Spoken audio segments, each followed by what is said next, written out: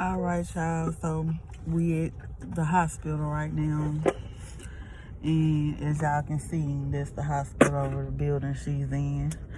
And my sister Alexa just went in, so now they just allowing one person to be in, sitting in a room with her. So Regina is doing better. When we found her Sunday around like 1:30, when we found her. We basically, my sister Alexis, we had to break in. So Alexis, God just out of nowhere allows her to get the screen door unlocked. We had to break in and we found her. She was unresponsive, laid out on the floor, and she was breathing, but her eyes was low. She really couldn't respond. But by her hearing our voice and me just sitting there with her, talking to her while this is get on the phone with 911 and tell them the address and stuff, I was keeping her calm. And when she noticed our voices and, really came to her senses, she started to move and shake and stuff. So I was just telling her, keep calm, it's okay, we finna get you help. And they're just by the grace of God, by God telling my mom to call us, and we was right back. We was it working right by where her house is. So by the grace of God, my mom had a dream in the spiritual realm. She was just like, I've been calling Jenna all day, she ain't been answering. And you just have to follow those instincts. No matter what you're going through with family, you have to follow those instincts. So we went straight over there. And it's just by the grace of God that, we made it in time to save her. Because if we didn't think and go by our spirit on going, or even just like, okay, she probably just be in her feelings, she probably just want to be alone. If we didn't do that, she probably been gone by now. But by the grace of God, from what she had went through, because she had a seizure and a stroke at the same time, like literally, God has her here for a reason. She's one of the chosen ones, and I know she's gonna tell her story, and she has been telling her story. But I just want to let people know that, in spite of what you go through with family, we all hurt. We all hurt. We have to put our differences aside and be there for family. That means you gotta you have to stop on your job, all that, and check up on family. Like, shit don't matter until it get real. You know what I'm saying? Until it get real. When it's about family, you gotta be there. You gotta be there. You gotta set a good example. Especially by being a parent, you have to set a good example so it won't bring any generational curses of, people pointing a finger at each other. Nah, you have to be there and you gotta face that fear. Because at the end of the day, if you don't face it, you may end up repeating the same type of situation. And in order to do that, so you be able to tell your upcoming, new generation that I went through this before and this how I cope with it and this what I had to do. You have to face your fears. Everybody says power within the tongue, but you gotta, if you speaking and preaching it, you gotta believe it. So therefore, you speak positive. I'm just thankful by the grace of God that she's here. We was able to get her the help. Like, y'all just don't understand. Like, when you at your lowest, you be there for your people. You don't walk away. You be there no matter what. No matter what the situation is, you be there. So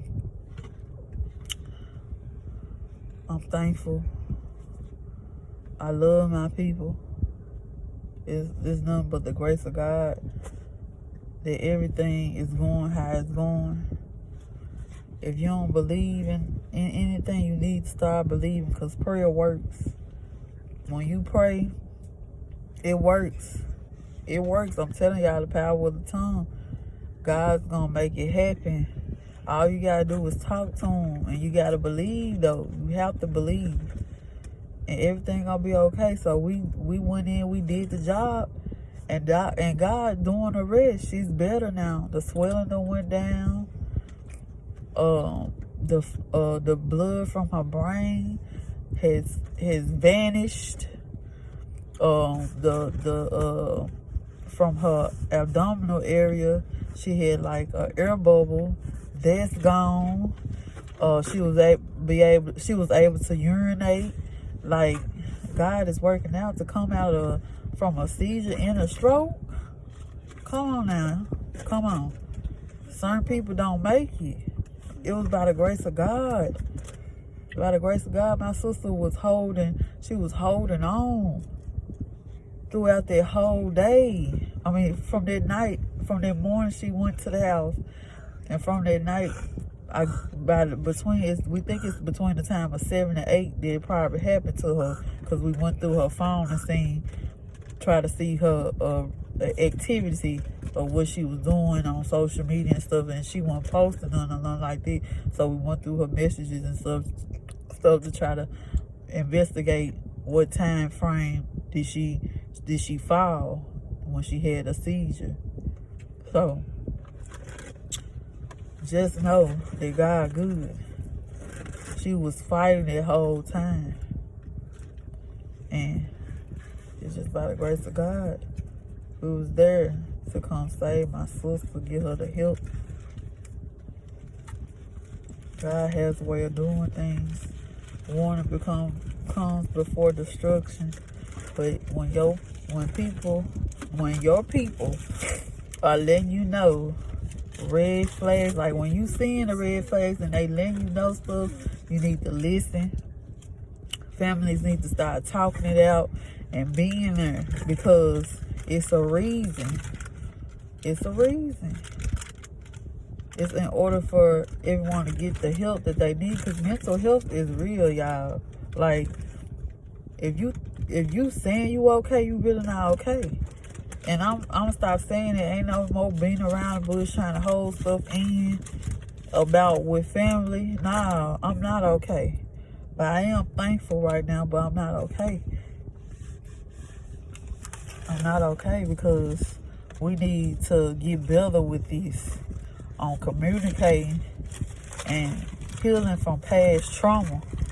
Because if you don't heal from past trauma, y'all, like literally it plays an effect with your physical body.